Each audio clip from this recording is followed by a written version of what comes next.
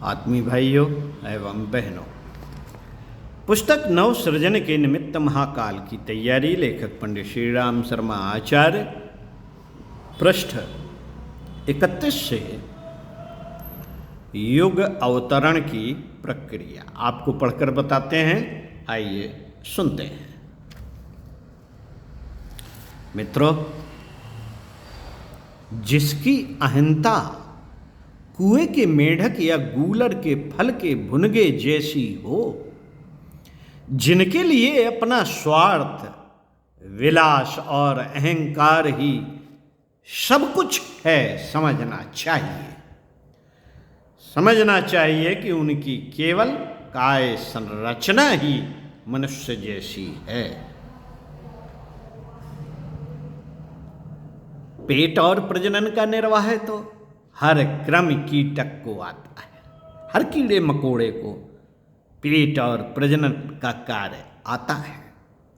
उसी सीमा में जो आबद्ध है उसे मनुष्य नाम से भले ही जाना जाए, पर है वह वस्तुतः कृमि कीटक या नर पशु जैसा ही। जब कभी ऐसे लोगों का बाहुल्य होता है तब समझना चाहिए कि नरक का साम्राज्य छा गया, कलयुग आ गया। इन दिनों सुविधा साधनों की कमी नहीं, पर मनुष्य शरीर में रहने वाली चेतना का स्तर गया बीता हो गया है, गया बीता हो गया है।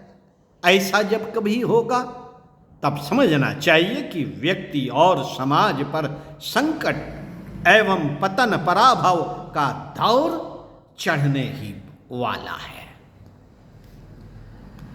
इन दिनों जो अगणित समस्याएं हर क्षेत्र में दीख पड़ती हैं, उनका एक ही कारण है कि मानवीय काया पर शमशान के प्रेत ने आधिपत्य जमा लिया। उसने मर्यादाओं का उल्लंघन और वर्जनाओं का अभ्यास आरंभ कर दिया है। वर्तमान परिस्थितियों में दीनता हीनता का एक ही कारण है, हम जैसा बोते हैं वैसा ही काटते भी हैं। वर्तमान परिस्थितियों का विश्लेषण इस एक वाक्य में ही किया जा सकता है कि जन समुदाय का एक बड़ा भाग भ्रष्ट चिंतन और दुष्ट आचरण को अपनाने का अभ्यस्त हो गया है। उसे उसी में स्वार्थ सद्धता दिखता है जिसमें वासना और तृष्णा की पूर्ति का साधन बनते दिखता है। उस ओर ध्यान भी नहीं जाता जिसके लिए यह सुर दुर्लभ शरीर मिला है। यही है वह उल्टी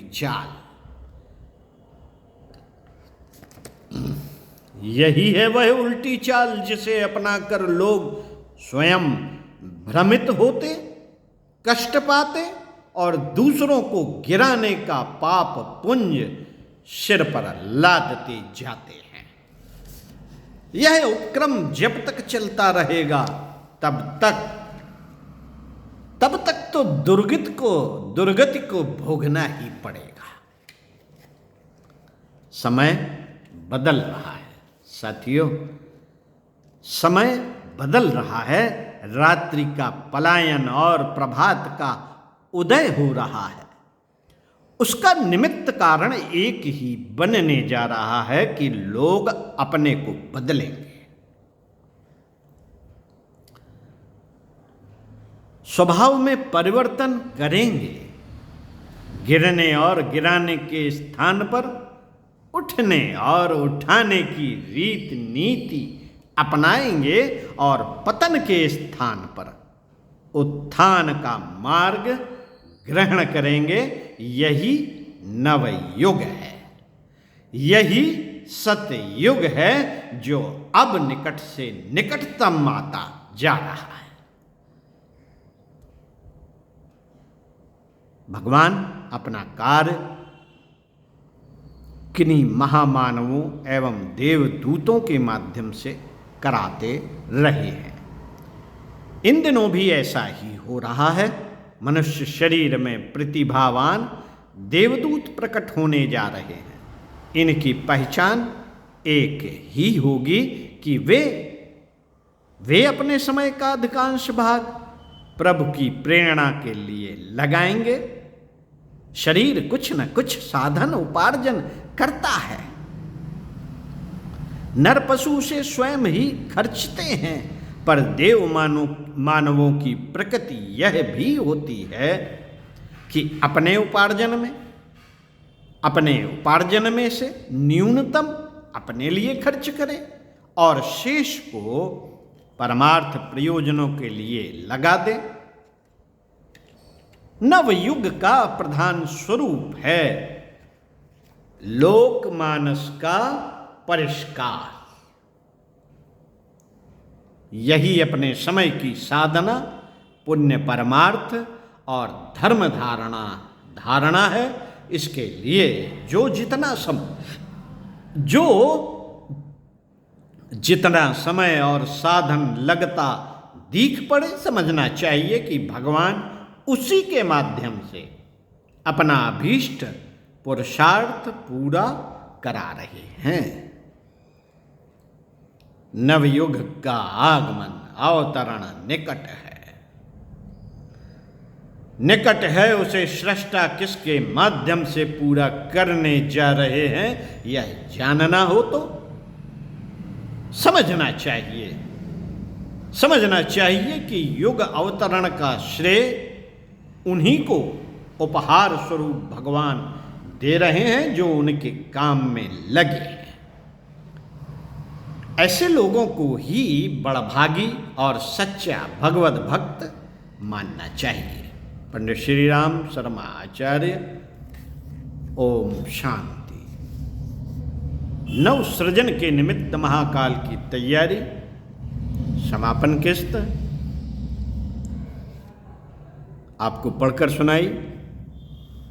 चिंतन मनन किए जाने योग्य, समझने और समझाने योग्य, सभी प्रज्ञा परिजनों पुत्रों को